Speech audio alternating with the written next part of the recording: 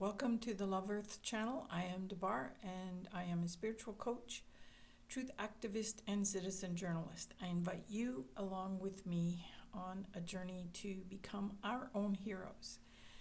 I provide information, ideas, and guidance to attune our critical thinking, to expand our worldviews, and to develop our spiritual genius.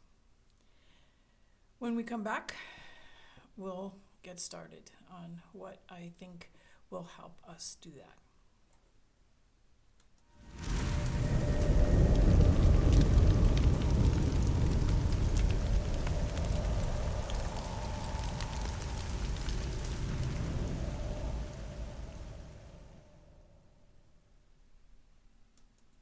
Hit subscribe for notifications when new videos are posted. Well, I'm still having technical problems, but I got rid of the green screen because it was making me crazy. It was adding to my procrastination, and so that I wasn't able to get to, I guess, what really matters, which is the content that I want to be able to provide for you, and that helps me learn how to be my own hero and, just be a guide for more people to be able to get through what is really a very difficult time. And a challenging time as well, I think, in what is eventually going to come out of all of this is some really good things. But until we get there, it's going to be a challenge. So where I want to go is to what I want to help us become better at, and that's critical thinking. So I was able to find this definition that I think is helpful. So the article is Teaching Critical Thinking and Problem-Solving Skills. It's authored by Lisa Geldenzoff Snyder and Mark J. Snyder. And it was this particular definition that came from Scriven and Paul, 2007. It was, quote, the intellectually disciplined process of actively and skillfully conceptualizing, applying, analyzing, synthesizing, and or evaluating information gathered from or generated by observation, experience, reflection, reasoning, communication as a guide to belief and action, unquote. Now, that's a mouthful. And for most of us who haven't always been that active, it is, I have no doubt, a daunting task. But you'll hear it so often, that we need to really use our critical thinking skills. But then we have to really know what those actually are and what they involve. So I hope that that is somewhat helpful. And as I said, I didn't want to make this long. I just want to be able to cover some really essential points and get us all to, as close as I can, to something of the same page. So the other area that I feel is important is the alternative news, the independent journalists, the disclosure community. There's that ufology phenomenon that goes along with that, but also truth activism, which I think is,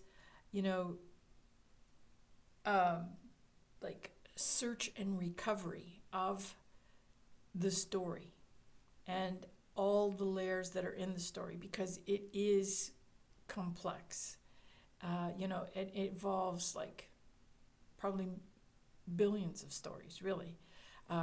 But if we were just to follow mainstream media, we're not going to get the whole story. And what we're learning is that there is definitely deception in it, from politicians, from organizations, from, authorities that are actually not lending much to truth. So I feel like that's, an important place for us to get to. So the thing is that I think where we might be able to start, I do follow David Icke. I have since 1999. He's considered a conspiracy theorist. He's been considered a loon, but so much of what he said, and he's said this over and over and over again, that he isn't making predictions. He is simply telling what he's found is an agenda. And that agenda is to have us under the control of a totalitarian state, where we no longer have our sovereign freedoms and liberties.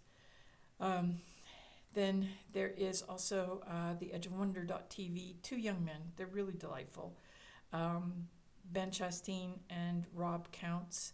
And, they have a YouTube channel, but they've experienced, much like David Icke, censorship, demonetization, and just all around difficulties against a kind of authoritarian measure to silence them and censor them.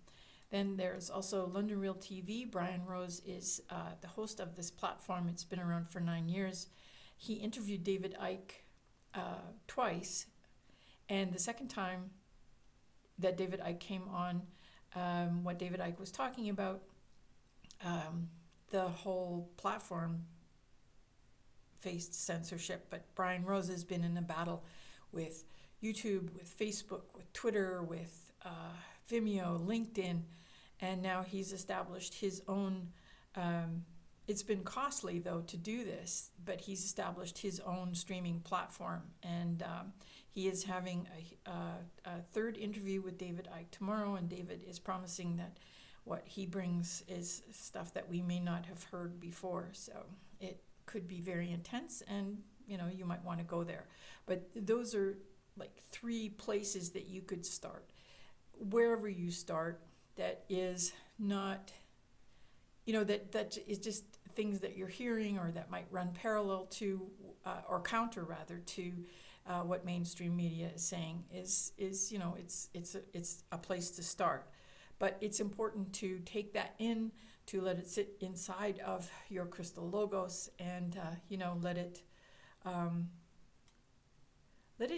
come to what it needs to come to, which is the conclusions that are derived from what you understand, but using your critical thinking skills.